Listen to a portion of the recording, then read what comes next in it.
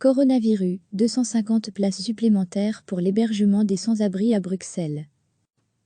250 places complémentaires seront désormais ouvertes dans un hôtel situé sur le territoire de la ville de Bruxelles pour héberger des sans-abri, ont indiqué vendredi matin le ministre bruxellois de la Santé, Alain Marron, et le bourgmestre de la ville de Bruxelles, Philippe Claus.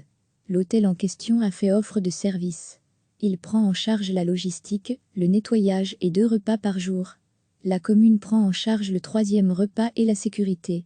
La commission communautaire commune de Bruxelles couvre l'indemnité journalière due à l'hôtel et l'encadrement médical et psychosocial des personnes qui seront accueillies.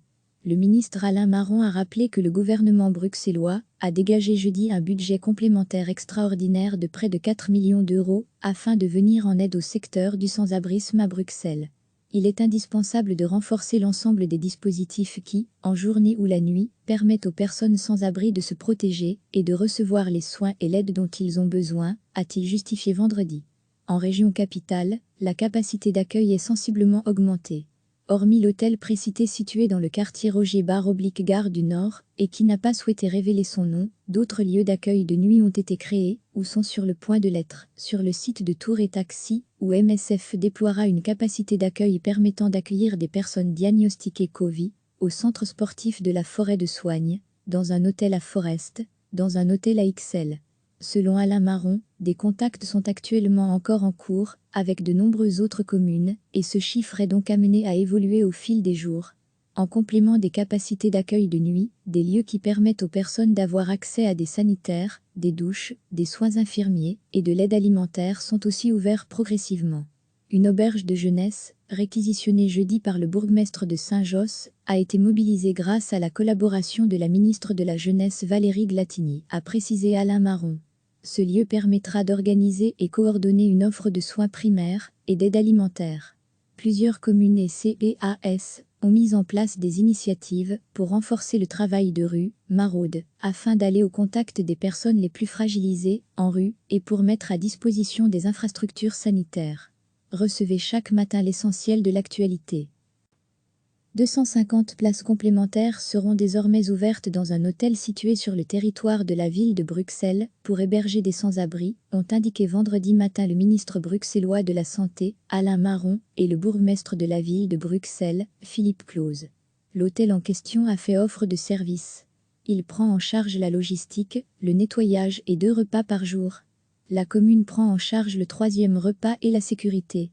La commission communautaire commune de Bruxelles couvre l'indemnité journalière due à l'hôtel et l'encadrement médical et psychosocial des personnes qui seront accueillies.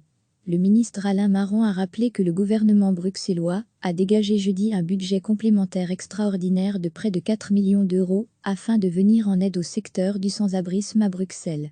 Il est indispensable de renforcer l'ensemble des dispositifs qui, en journée ou la nuit, permettent aux personnes sans abri de se protéger et de recevoir les soins et l'aide dont ils ont besoin, a-t-il justifié vendredi.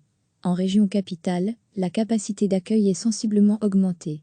Hormis l'hôtel précité situé dans le quartier Roger-Gare du Nord et qui n'a pas souhaité révéler son nom, d'autres lieux d'accueil de nuit ont été créés ou sont sur le point de l'être. Sur le site de Tour et Taxi, où MSF déploiera une capacité d'accueil permettant d'accueillir des personnes diagnostiquées Covid, au centre sportif de la Forêt de Soignes, dans un hôtel à Forest, dans un hôtel à XL.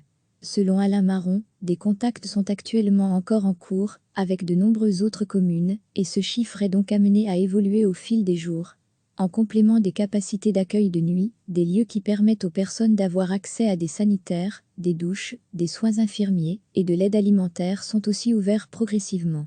Une auberge de jeunesse, réquisitionnée jeudi par le bourgmestre de Saint-Josse, a été mobilisée grâce à la collaboration de la ministre de la Jeunesse Valérie Glatini, a précisé Alain Marron. Ce lieu permettra d'organiser et coordonner une offre de soins primaires et d'aide alimentaire. Plusieurs communes et CPAS ont mis en place des initiatives pour renforcer le travail de rue, maraude, afin d'aller au contact des personnes les plus fragilisées en rue et pour mettre à disposition des infrastructures sanitaires. Cliquez sur s'abonner pour recevoir les dernières nouvelles.